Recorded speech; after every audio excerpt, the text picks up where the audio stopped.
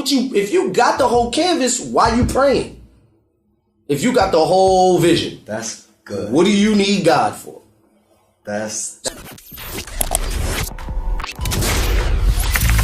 Get around those obstacles and make room to create opportunities. You are listening to the Around the Way podcast. And now, your hosts, Kyle King and Kiana Williams. Welcome to another episode of Around the Way podcast, where we help you get around your obstacles and find a way to redesign your life. We have one of the GOATs in Charlotte in the building, Greg Jackson. How you doing, bro? I'm humbled that you just said you got one of the GOATs in here. I appreciate it, though. I know we was talking about something crazy before, so we're just going to circle back around so that we can kind of cover that. I mean, full-time dad you're life. Neglecting your daughter right now. No. In the name of Jesus, no. Full-time dad life, full-time entrepreneur, full-time activist, full-time. If you could choose one title to really describe the most important title for you, what would it be? Man of God. And why is that the most important? Because don't nothing happen without God. Facts. That's my values. That's my morals. If I go by that code. So that's how I stay on my righteous compass, man. That's it. I feel like that's so important, man, because I feel like a lot of people, especially in our generation, are moving away from the importance of faith, or are moving away from the importance of God, or moving away from values. Mm-hmm. So how is it, as you're continuing to rise in your career, with your community activism, with everything that you're continuing to do, capital campaign, we're gonna hit on that with, everything that you're doing with your nonprofit. How do you ensure that your values stay intact? A lot of self-time, man. A lot of self-care, a lot of self-reflection, a lot of looking at my progression, my elevation, a lot of accountability, and making sure that I'm always having clear judgment upon myself, being in a sound and sober mind while I'm judging myself. And it keeps me, family, my kids, my mom, family keeps me in line, having a good advisory team, people above me, always having leadership above you, and that keeps me in check, my morals and my values. You got to have people around you that's willing to tug your shirt and just be like, yo, that step right there probably wasn't the best step to do. I've been there, I've done that. That's not cool. Or have family around you to say, that's not what we about. That's an interesting perspective, bro. And I appreciate you even saying that. I think one of the things that I really respect and value about you is that you definitely give a lot of counsel, you give a lot of advice, but in a lot of our conversations where maybe advice is being mutually shared, you're able to receive it. And I think oftentimes leaders or people in positions, they can give it, but they can't receive it. So could you talk to me about the humility aspect that it takes to being able to lead a community or a business or an organization, but the importance of the humility aspect as well? Yeah, so an OG always told me, every leader has to follow the plan. You have to be able to follow something. You can't be in leadership position all the time. It's impossible for you to grow. How do you elevate if you always a leader? If you don't have nobody that you can go behind? So I always make sure that I got to follow the plan. God has me on a specific plan and a specific mission. I have to follow that. That's the humility right there. That's the humbleness right there of me knowing I'm not in control of this. None of my talents got me here. The grace and the anointing that's on my life got me here. My talents is what God has made room for. Yeah. It helps me excel in every room that I go into. But I didn't get me in the room. You know what I'm saying? Yeah. Somebody asked me that the other day, bro. And I think conceptually and theoretically, it's, we do operate in God's timing and a lot of the opportunities that we receive, and God does open doors and we have to step into those doors and be ready. But if somebody was honestly to ask you in a step-by-step process on Greg, I see you in the room with Hugh McCall. I see you in the room with, Smudgy. I see you in the room with all of these leaders, whether it's political activism, whether it's business leaders. How do I get into these rooms? What would be your advice to that person? How do you get into those rooms? Man, listen. So I was going through growth, right? And another OG, an advisor, looked at me and said, there's gatekeepers here, okay? They're going to get you in the room. Like there's gatekeepers here. Yes, God has time, and God's gonna use somebody to get you in the room, right? My job when I get in the room is when you get out your seat to go to the bathroom, I have sat in your seat and I have said so much that God want me to do that by the time you get back, they're not gonna want you to sit down no more. They're gonna say, yo, Greg got that seat, pull up another chair. Greg's at the table now. So I'm very aware about every room that I'm going into.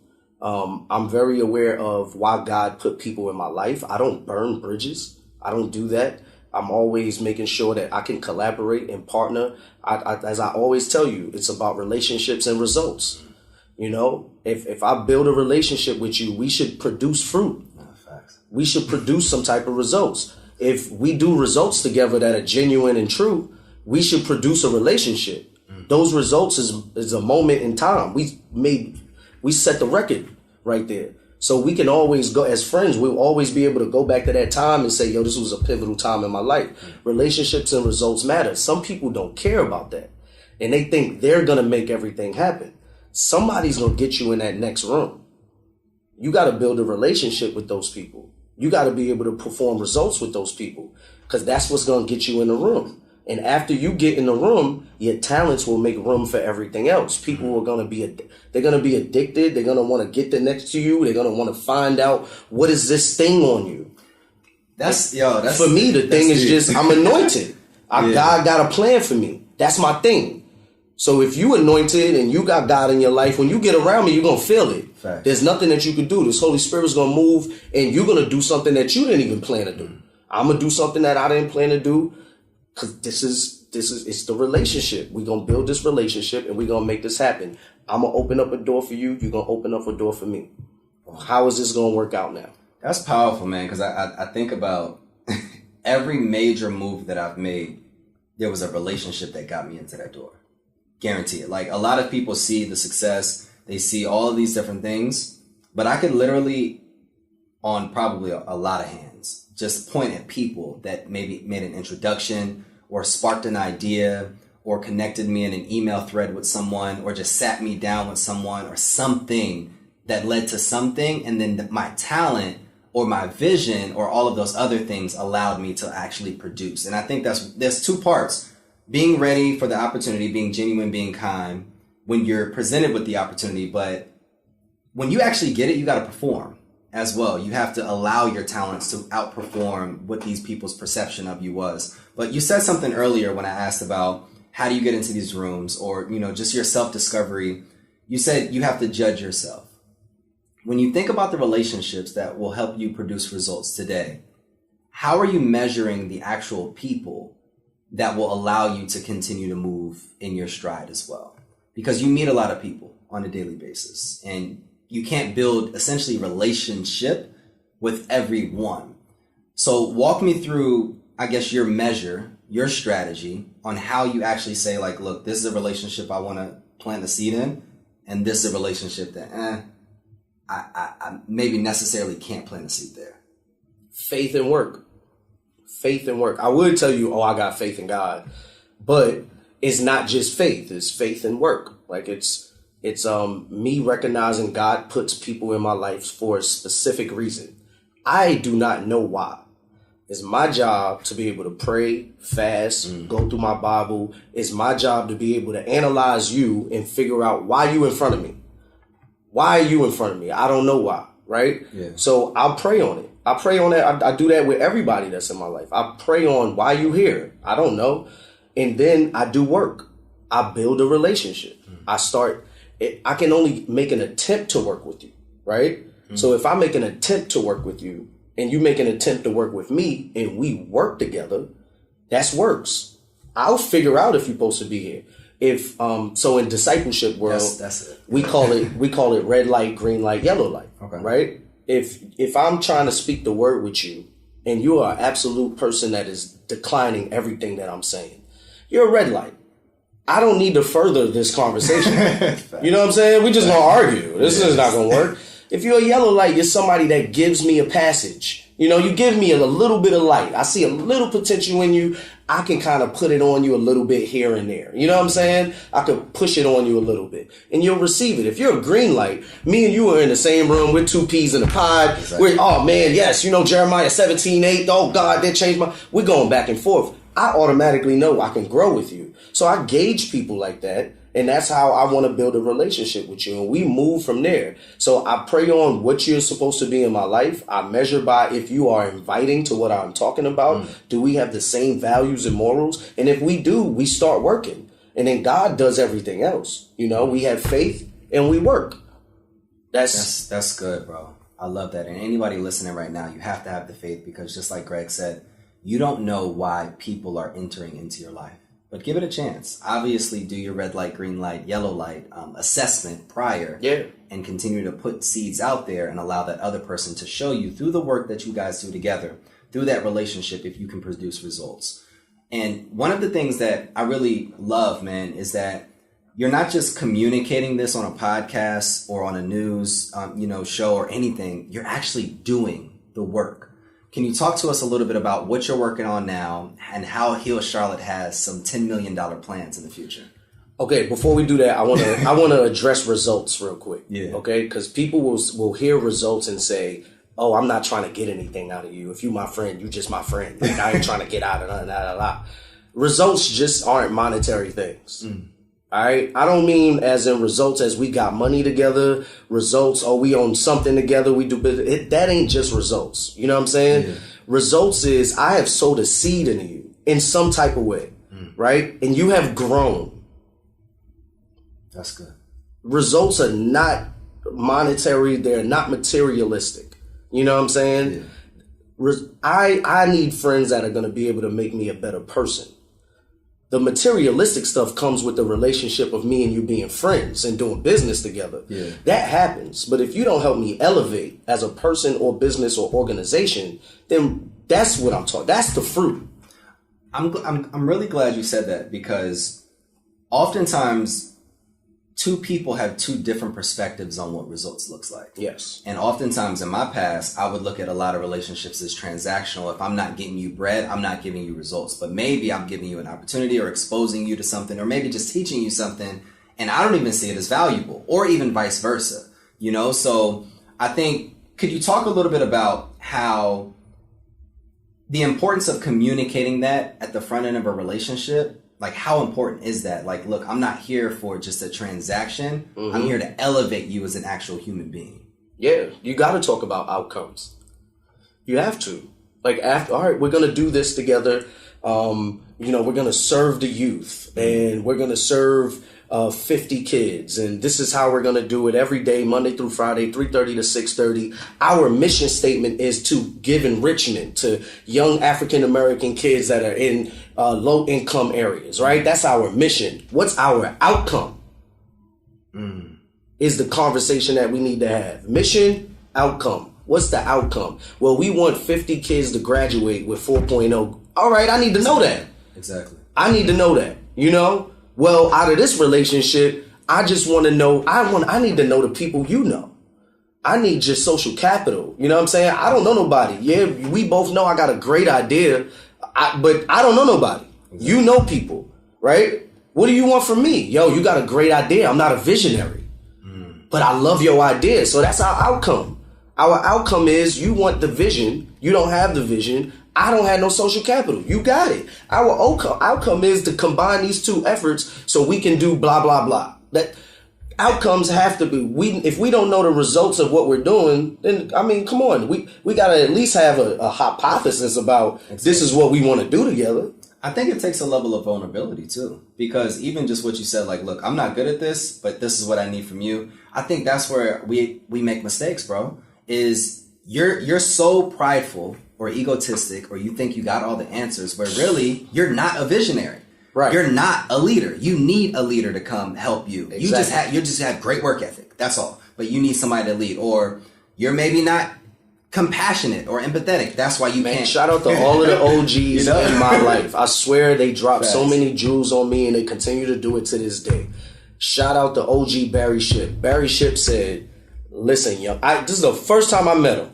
And I'm telling them about the hotel and blah, blah, blah. I'm just spitting all this stuff. We're going to buy the hotel. We're going to do transitional living, social entrepreneurship. You feel it all on one location, blah, blah, blah, blah.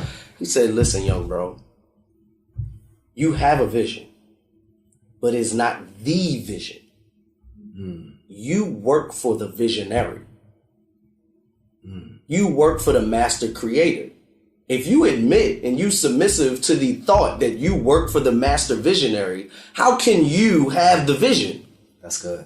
You have a piece of this Picasso. That's good. God's putting people in your life that's going to put the rest of the paint on the picture, on the canvas. You ain't got the whole canvas. If you got the whole canvas, why you praying? If you got the whole vision, that's good. What do you need God for? So to all my creators out here, I mean, I'm from the music world. If you go in the studio, the rapper ain't by himself. This is a producer, an engineer, an A&R. You got a piece of this vision, bro. You just got the lyrics. You just got the music. You can't promote it and market it and put it on this. You can't do all of that. So you don't have the whole vision. And it was a real humbling experience. I had to sit there and listen to him and be like, you're right. I don't know what God has intended. I know God has given me the vision of we need to turn already used buildings into affordable housing. We don't need to continue to keep doing ground up construction. God has given me that vision. Am I the one that's supposed to execute it? I don't know. Am I the one that's supposed to put the operations together and the one that's supposed to raise all the money? And I don't know. I have no idea. I know God keep putting people that do housing around me. That ain't no mistake. They can talk about this way better than I can. They know how to go in those rooms and talk to lawyers and businesses. I know how to give you a compassionate spill about why this is affecting my community and why this needs to be done ASAP. Can I go through the P&L with you and make it make sense to somebody that wants to give me $1 million right now? No, but Dr. Shantae Williams can. Dr. Hancock can. And they will give it to you in any other realm that I can't give it to you. That's because that's their piece to the Picasso. So everybody has to humble themselves of running around in this nonprofit world like they got the answer to save humanity. Nobody has the answer to that. Nobody's name is Jesus. Nobody has the answer to that. Everybody sit down, take a second, and realize you're gonna have to work with countless people to be able to get the outcome that you want. And that's for equality, justice, and for everything to be spread out equally between all races, ethnic backgrounds, religions. It doesn't matter. Everybody's supposed to have an equal shot at the table. You do not have the answer to that. You got a piece of the answer. So talk to me about that. This is good, bro. This is good. Finding a piece of the Picasso. That actually may be the title of the podcast. I like that. I like it too. Yeah, I like that right there. Talk to me a little bit about your piece that you're contributing. $10 million, that's a hell of a piece. So talk to me a little bit about the capital campaign and everything that you're doing and how we can support. Yeah, so my piece is service, right? My piece is serving my community as fast as I can, making the greatest impact that I can possibly make, right? However God is going to use me, but making sure that it is at its full capacity when he uses me, right? That's what I do. And in that realm, I'm serving the community of 85 in Sugar Creek, District 4. That's where I'm at. That's where I do a lot of my service. We started off with doing youth development, recognizing that, youth development isn't the answer. It's not just the only answer. It's family stability. It's not just family stability. It's financial stability also. Like all of these things play a part. And as I was wanting to do stuff on a macro level, I had families falling into homelessness. And that's nothing that you're prepared for as a mentor of children. You're not expecting to lose them to eviction.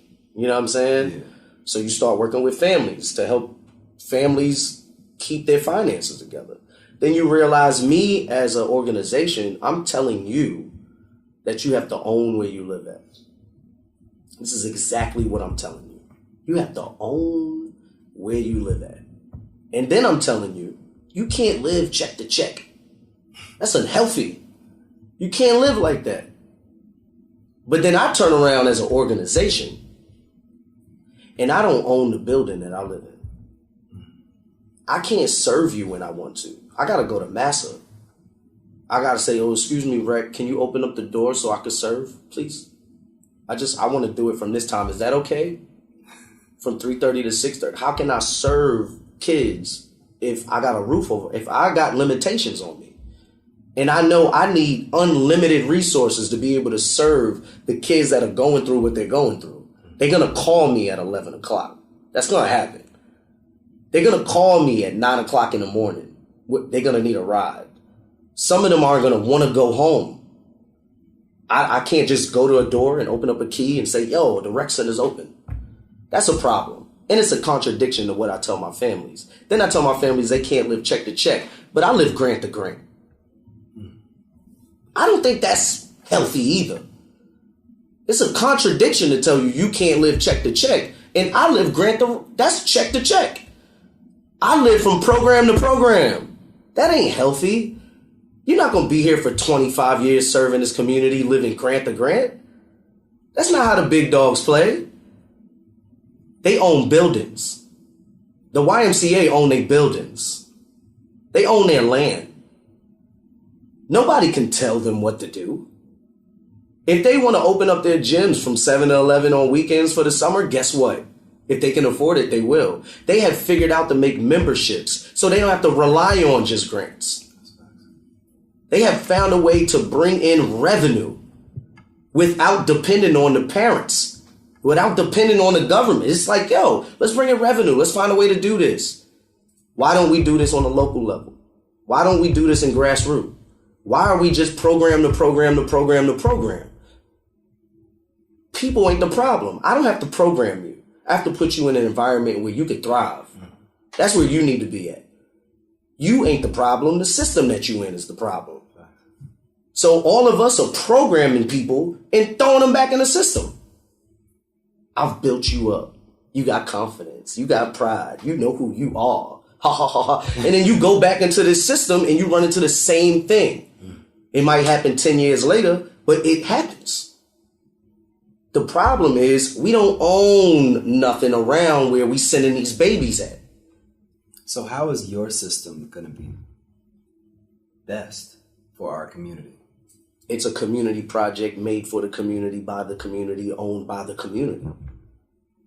It's projects that don't exist. Not saying that there's none around throughout this country, but they are very small. It's a small population of organizations from the local level that go in grassroots and climb from mid-tier to high-tier that think about ownership. And that's the only way we are going to be able to control the things that come into our community, is if we own it. You can't buy up this land if I own it. You can't tear down that building if I own it. You know, it's something that we're playing with in the world where we call it black gentrification. It's we ahead of gentrification because we're going to own it. You can't tell us how we're going to move our neighborhood. So that's what the $10 million capital campaign is. We found a hotel that's $6.5 million. It was $3 million before they bought it. They put $3.5 million of renovations inside of it. It is brand new from top to bottom to 2019. From the boiler to the roof, everything is brand new. 2.5 acres of land, 120 rooms that we want to be able to use for transitional living. There's about 1,500 square feet space that is downstairs that we can use as a youth development center, as we can use it for a business co-working space that social entrepreneurs from in the neighborhood can come and actually feel home and really do business inside of the home, inside of where you feel home at, in your community, where you serve. So you can walk outside and see your people and say, I got something for you. That's the difference. That's the difference in the programs that we're running. And we don't do anything by ourselves. We work with other community members. We ain't the only voice in this project. We got so many more community people that's out here from other organizations that are waiting for us to acquire this piece of real estate because they know they get a key. Exactly. They know that. They know they get a key. They get to come in, they get to work and make this thing happen. That's the thing that's missing. That, if it wasn't for COVID, I wouldn't have been able to see that. COVID set me down and made me see where I was important at. and where Hill Charlotte needs to be. How can we as a community, we as a podcast family, just we as people support this amazing vision? Just don't fall asleep at the wheel. If you choose that you're going to promote and you're going to support, don't fall asleep tomorrow. Don't post it to tomorrow and then not post it ever again. Don't go in your rooms and speak to your donors or investors one time and never do it again. I tell everybody, this protest is 365 days a year. You don't get to fall asleep. As soon as you're aware, you're immediately responsible. You don't get to fall asleep on it. You don't get to march one day and then not march in other ways for the rest of the year. As soon as you decide to pick up your, whatever you got, your sign, your bullhorn, whatever you decide to pick up that day, you've got to wear it like a uniform every day. So if you're going to choose to support or choose to be around, donate, invest, I tell all of the donors, if you're going to donate on a higher level, make sure you do a legacy donation. If you got millions of dollars coming, it's multi-year funding that says, I believe in this. I'm going to put my flag down if that's what you want to do. But do that. If you're going to promote it on Instagram or Facebook, do it one time out the week. Do it 3 times out the month. But make sure you don't just do it one time. Stay aware. Stay awake until this happens. Because the opposition is used to us falling asleep. They're used to that. I've literally watched us march in the street and then there's be cops on the side like, this will be over in 3 days. They looking at this will last for a little while. There's an opposition out there that knows we're gonna go back to sleep. And they're waiting for us to go back to sleep so they can go back to business as usual. We were on at the Stop the Violence Summit. You said, the gentleman that was interviewing asked you, how would you describe the opposition? And you pretty much, I'm going to paraphrase it, you said anybody that doesn't support, what's best for our community, essentially, or what's best for our children. Could you give more so of your definition of who that opposition is? Because oftentimes somebody listening may even be that opposition and look like us, So who is the opposition? So when we talk about the opposition, I'm literally talking about white supremacists, anybody that is behind the structure of this country, the way it is currently running, right? If you are behind racism, white supremacy, these institutions that continuously keep communities marginalized, if you are about voter suppression, anything that is not about the productivity of African American people in this country, you are the opposition. You are the opposition. And I make that very clear with anybody that I talk to. If you're straggling the fence on this, you're the opposition. The voter bill just tried to go through. We had a 50-50 nil. Everybody that didn't vote for it is the opposition. The George Floyd Act, whoever's voting against it is the opposition. If you can't stand up and say the way this country is running is absolutely wrong, how it's been running is absolutely wrong, and there's nothing wrong with black people, there's something wrong with the system that black people are living in this country. If you can't say that and poke your chest out, you are part of the opposition too. So what can the opposition do? What is something that they can do? It's interesting. I laughed because I was watching the Malcolm X movie a few weeks ago. Nice. And the white woman came up to him and asked, how can I support the movement? How can I support the movement? And he looked back at her and he said, Nothing.